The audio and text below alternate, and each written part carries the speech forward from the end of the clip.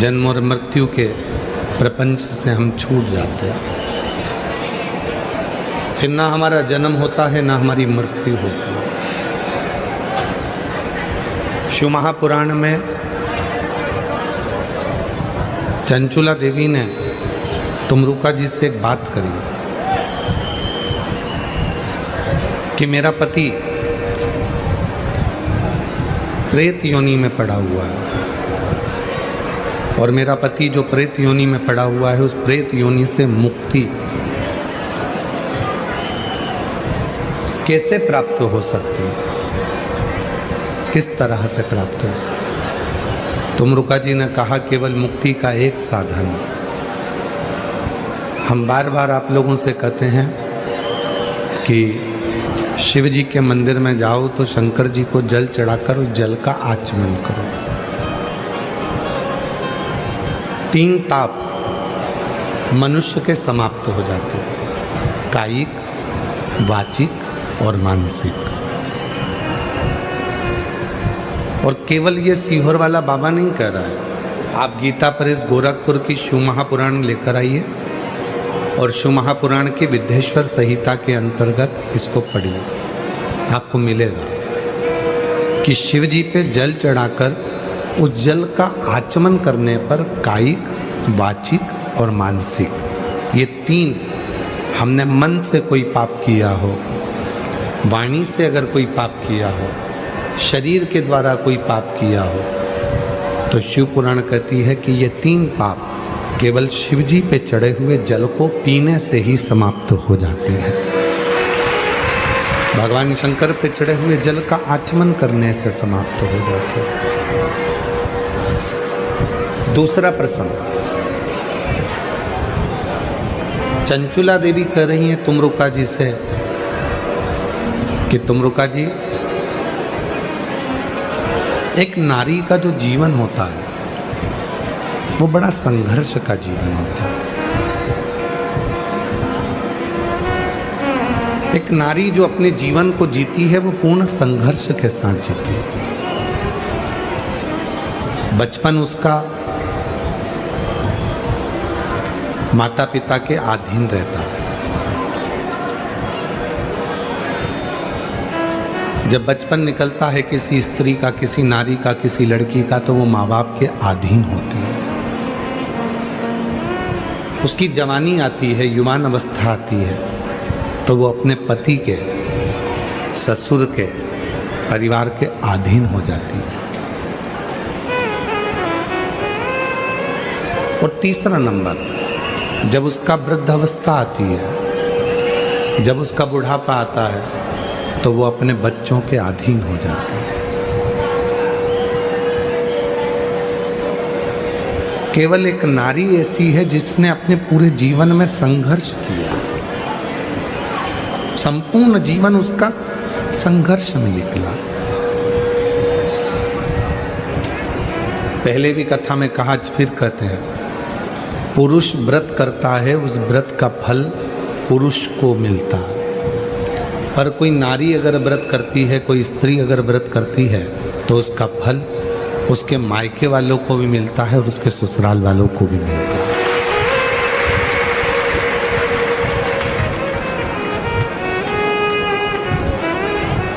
एक पशुपति व्रत का उपास, पशुपति व्रत आप लोग करते हैं। हम अपनी कथा में कहते हैं कि कोई लड़का, कोई पुरुष, कोई घर का जेंट्स पुरुष व्रत कर रहा है, वो करे। कोई कामना से कर रहा है, करे।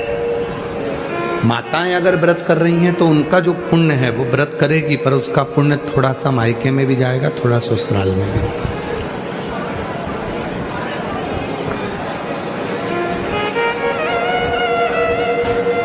स्त्री के जीवन में उसने जो भी अपने पास रखा, मेरी जितनी जीजियां बैठी हैं, मेरे जितने जीजा बैठे हैं, मेरी जितनी बेटियां बैठी हैं, बेटा बैठे हैं, जितनी मेरे बुजुर्ग माँ बाप बैठे हैं, आप स्मरण करिएगा। मेरी इन बहनों को देखिए, मायके से जो भी साड़ी मिलती है वो संभाल के रखती जाती हैं अपनी लड़की के लिए, अपनी बहू के लिए। कान के बुंदे भी बनवाती है तो उस हिसाब से बनवाती है कि मेरी बड़ी बहू को दूंगी कि छोटी बहू को दूंगी कि लड़की की शादी में दूंगी। कोई रकम भी अगर वो बनवा रही है, कोई रकम भी तैयार कर रही है, कोई आभूषण भी तैयार कर रही है, तो वो ये विचार करती है कि मैं इसको किसको दूंगी। मेरी बेटी को बेटी के हिसाब से बनवा लेती हूँ, बहू के हिसाब से बनवा लेती हूँ, परिवार में इसके हिसाब से बनवा लेती हूँ। पहनना उसको था पर रखी संभाल के अपनी बहुओं के लिए, अपनी बेटी के लिए। इंतजार करा उसने अपनी बहू और बेटी के लिए, एकत्रित किया। कितना समर्पण।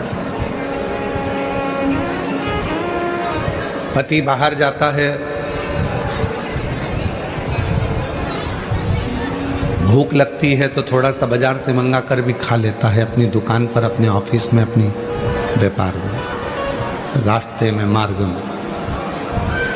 घर की स्त्री को भूख लगती है, बहू को अगर भूख लगती है तो 50 बार विचार करती है, मैं रसोई घर में जाऊंगी और लोग देखेंगे कि बनाकर खा रही है, कल से लोग क्या कहेंगे। भीतर संकोच होता, भीतर थोड़ा संकोच उत्पन्न होता है। और भीतर जब संकोच उत्पन्न होता है तो वो संकोच कहीं ना कहीं उस स्त्री को भीतर से खटकता कि मैं अपने जीवन को जी रही हूं समर्पित कर कर, समर्पण कर कर।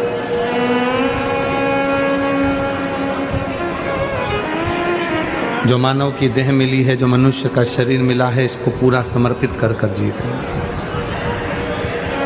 और केवल इसी प्रसंग पर नहीं, शिव महापुराण के माँ जगत जननी जगदम्बा अम्बा के प्रसंग पर चलिए।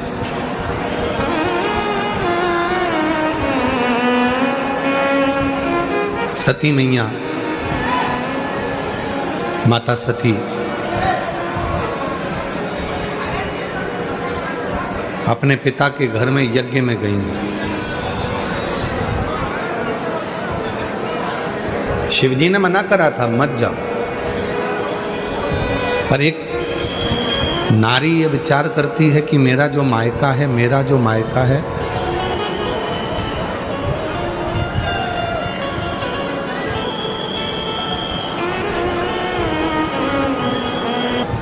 मेरा जो मायका है वो मेरा अपना घर है। प्रत्येक स्त्री के मन में ये भाव रहता है, इसलिए वो मायके की थोड़ी धमक, मायके का थोड़ा सा बल वो दिखाती रहती है। सती मैया को शिवजी ने समझाया था, माता सती को भगवान शंकर ने समझाया था कि तुम मत जाओ, पर सती माता मानी नहीं। मेरा मायका है, मेरे पिताजी, मेरी बहन, मेरी माँ, मेरा भाई, मेरा परिवार मुझे बहुत प्रेम करता है। ठीक है, प्रत्येक स्त्री के मन में यह भाव रहता है कि मेरा मायका मुझे बहुत प्रेम करता है, पर शिव महापुराण ये दिखाना चाहती है कि सती कामदेव की पत्नी रति आई तो उसका सम्मान हुआ, चंद्रदेव की 27 पत्नी आई, रोहिणी आई, आदि आई तो उनका सम्मान हुआ। दक्ष प्रजापति की 60 कन्या इकट्ठी हुई यज्ञ में, सबका सम्मान हुआ क्योंकि सब अच्छे घर में दी हुई थी। शिवजी दिखाना चाहते थे कि सती उस यज्ञ में तेरा सम्मान नहीं होगा क्योंकि तेरा पति वो कैलाश पर निवास करता है, शमशान में निवास करता है, और कैलाश पर निवास करता है, शमशान में निवास करता है, इसलिए हो सकता है कि तुम वहाँ जाओगी और तुम्हें आदर नहीं मिले, सम्मान नहीं मिले, सत्कार नहीं मिले, हो सकता है। और देख लिया संसार हमने, देख लिया सब मतलब के यार हमने, देख लिया झूठे नाते झूठे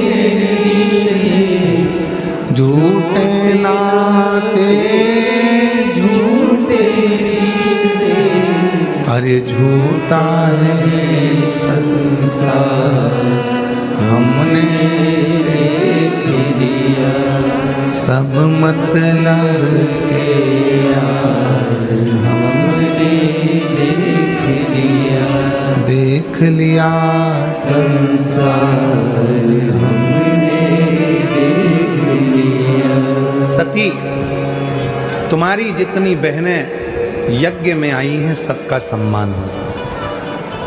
कामदेव की पत्नी भी रति भी यज्ञ में आई है तो उसका सम्मान होगा, पर सती तुम्हारा सम्मान तुम्हारे पिता के घर में नहीं हो। सती ने अपने पति भगवान देवाधिदेव महादेव से पूछा कि नहीं होने का कारण क्या है, और संपूर्ण जितने भी आस्था चैनल पर कथा सुन रहे हैं, जितने फेसबुक यूट्यूब पर कथा सुन रहे हैं, जितने इस पंडाल में बैठकर भूसावल की भूमि पर कथा श्रवण कर रहे हैं, ध्यान लगाकर सुनना कि शिवजी ने कितनी बड़ी बात कही। सती, कामदेव की पत्नी रति का सम्मान होगा, चंद्र की पत्नी 27 पत्नियों का सम्मान होगा, तुम्हारी 60 बहनों का सम्मान होगा, पर तुम्हारा सम्मान नहीं होगा। क्यों? क्योंकि तुम्हारे पिता को मालूम है सबके घर में धन है, सबके घर में सोने के सिंहासन है, सबके घर में चांदी की थाली है, सबके घर में खूब सुंदर सुंदर महल हैं, केवल तुम एक अकेली हो जिसके पास महल भी नहीं है, सोने की थाली भी नहीं है और सोने के सिंहासन भी नहीं है। दुनिया धन का सम्मान करती है, इंसान का नहीं। इंसान, दुनिया धन का आदर करती है, दुनिया संपदा का आदर करती है, दुनिया वैभव का आदर करती है। और ध्यान देना, प्रैक्टिकल करके देखना, तुम्हारे अड़ोस में पड़ोस में तुम्हारे रिश्तेदार में कोई बहुत बड़ा ऑफिसर हो, प्रैक्टिकल करके देखना, तुम्हारे अड़ोस में पड़ोस में कोई बहुत बड़ा ऑफिसर हो, जब वो कुर्सी पर रहता है तो लोग सलाम ठोकते हैं, जब वो कुर्सी पर रहता है तो जी सर जी सर जी सर जी सर सब सेवा में लगे रहते हैं, और जैसे ही वो रिटायर होता है तो फिर घर के लोग भी सलाम नहीं ठोकते हैं।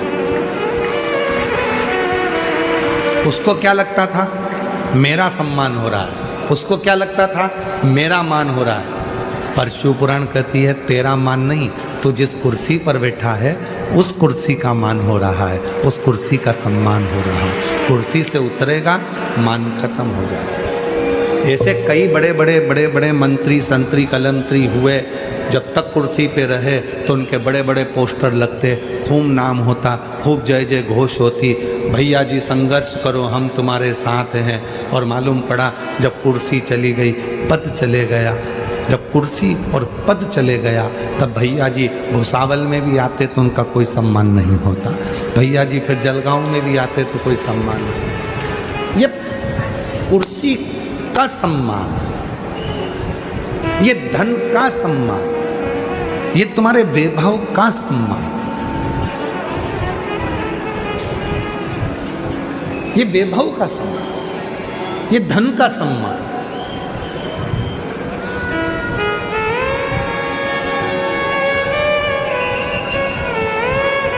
तुम्हारी कुर्सी का सम्मान, धन का सम्मान, वैभव का सम्मान है। और ध्यान देना, ये वैभव का सम्मान नहीं, शिव पुराण कहती है कि अपना व्यवहार ऐसा बनाना कि कुर्सी और पद चले भी जाए तो तुम्हें लोग हाथ जोड़कर प्रणाम करते हैं, नमन। हिम्मत बुरे कर्म कर वरना पछताएगा, भगवान की आंखों से बच नहीं पाएगा, तू बच नहीं पाएगा।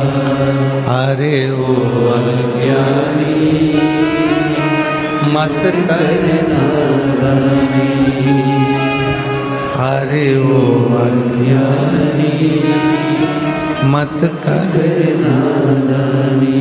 तेरे कर्म का फल तू ही पाएगा, जैसा किया तूने तेरे आगे आएगा।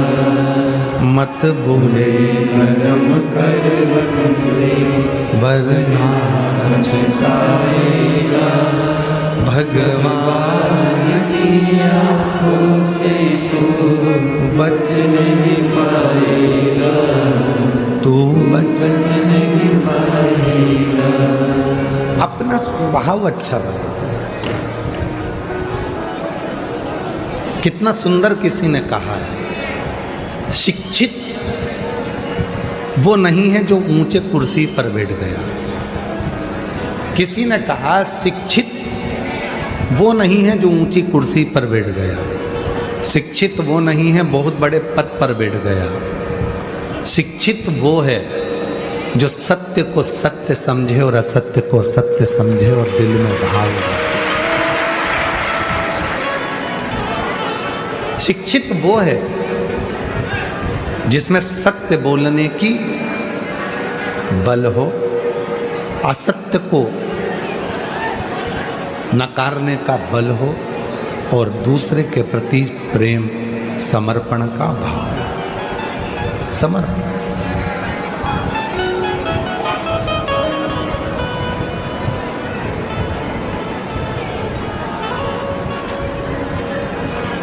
हमारे इस कथा के जो जजमान हैं श्री रतन जी, श्री विजय जी, श्री अजय जी, भोई परिवार।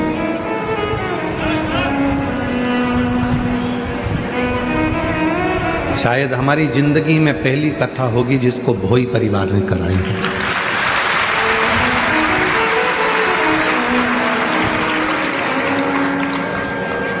और ये कथा आज की नहीं है, 2018 से विजय भाई, अजय भाई, श्री रतन जी, हमको तो मालूम नहीं था। हमको तो कल हमारे सीहोर से फ़ोन आया कि गुरुजी जिनके यहाँ आपकी कथा हो रही है, ये विजय जी, ये रतन जी, ये अजय जी 2018 से गाड़ी भरकर ईंट, जब पहला भट्टा खुलता है इनका ईंट का, तो